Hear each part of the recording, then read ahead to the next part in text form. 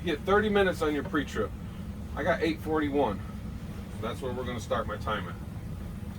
Examiner's to my right. I just got in the truck. Always start on the inside of your truck on your pre-trip. Don't start on the outside. Inside first. My seatbelt, securely mounted, not cracked or broken, worn, torn, or frayed. It fully extends and retracts. It buckles and unbuckles.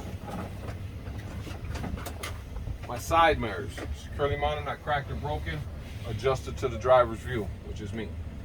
My windshield, securely mounted, not cracked or broke, free of any illegal stickers. I will now perform my safe start, and in doing so, I will have my foot on the brake, truck in neutral, brakes engaged.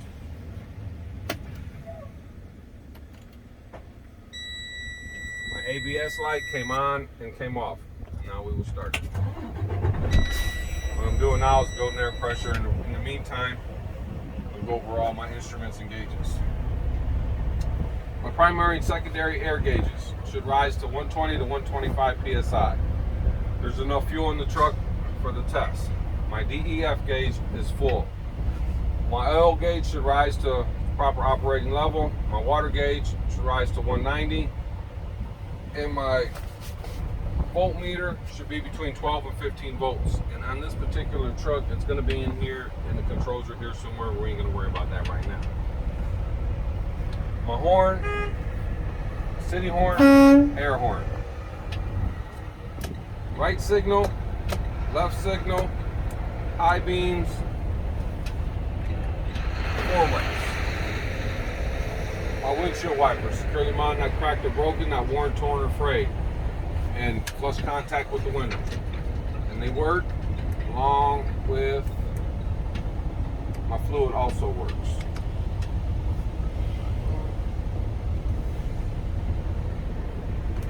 My defrost and my heat both work.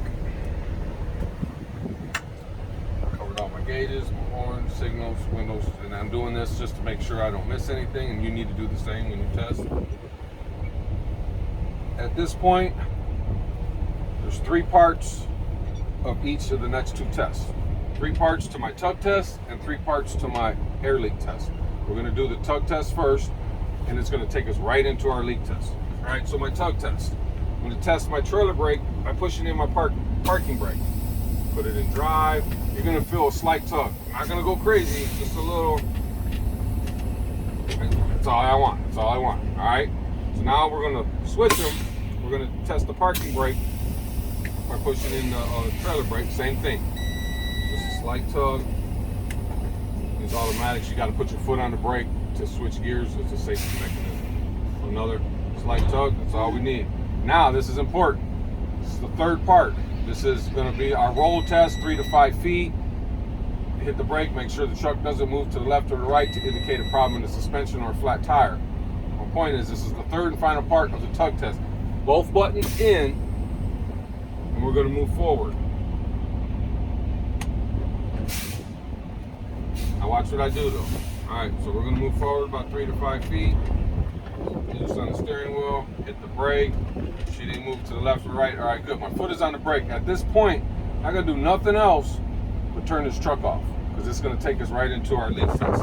Now, on this particular truck, I really don't have enough air pressure.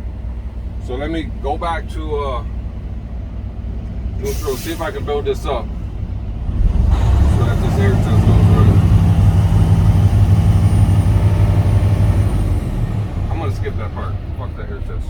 So I'm still in drive. We move forward. I'll do it again. So we move forward. Foot on the brake. Nothing bad happened. At this point, I'm going right to the key. In drive. I don't even need to switch the gear. 1 click to the left turns it off. 1 click back to the right is going to give us all our lights and stuff, and everything is going to be ready for our leak test. Now at this point, I'm going to tell the examiner, there's 3 parts to the leak test.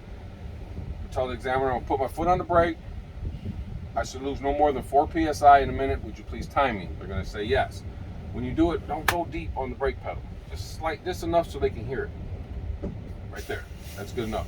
And then let your foot off the brake pedal, so you're not pushing this air pressure all the way down. they're going to probably make you wait 5-10 seconds. They're going to tell you to continue.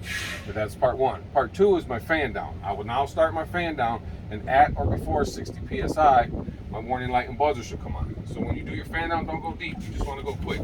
Just a quick tap, tap, tap. As long as you can hear that sound, there goes the brake light and buzzer came on. That's your second part to your leak test. At that point, I will continue my fan down, and in between 20 and 40 psi, both my buttons should pop out. Don't touch them, don't go up here, don't do nothing, because you accidentally pop one out, it's an automatic fail. Just point from back here. They both should pop out. Now when you start this fan down, your eyes should be fixated right there so that they both pop out, because sometimes one will pop out without the other. You don't want that. You want them both to pop out. So if one pops out, I'm going to keep pumping until they both pop out. Just nice, quick. See that? Did you see that, guys? Yep. That's what you don't want to happen. And stop, you know what I'm saying? So just keep going to physically see them both pop out. At that point, that completes my in cab. You're gonna ask the examiner, what would you like me to do with the key? They'll probably tell you, turn it off, whatever. I like my lights on, so when I get outside, I can see everything. Can you do it from the other way too? I'm just gonna turn it on this way. All right, that's in cab. I'm gonna go outside.